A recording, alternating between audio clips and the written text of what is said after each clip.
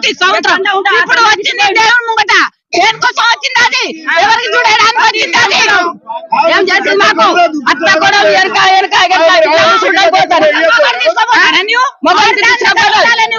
మా ఆడవాళ్ళు అట్లా మొగల దాంట్లోనే ఉంటావా నువ్వు గెలిచినావు. రాలే ఇంకా మా తండ్రి రాలేదు, ఆ కుర్పలేదు మా తండ,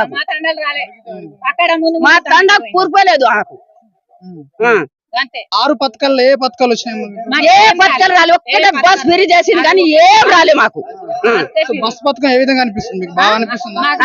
ఆధార్ కార్డు తీసుకోపోతున్నాం, రాసుకుంటుంది, బస్సులో ఎక్కువ తీసుకోపోతుంది అంతే. ఏం మంచిది అది, ఏం మంచిది ఏం చేసింది.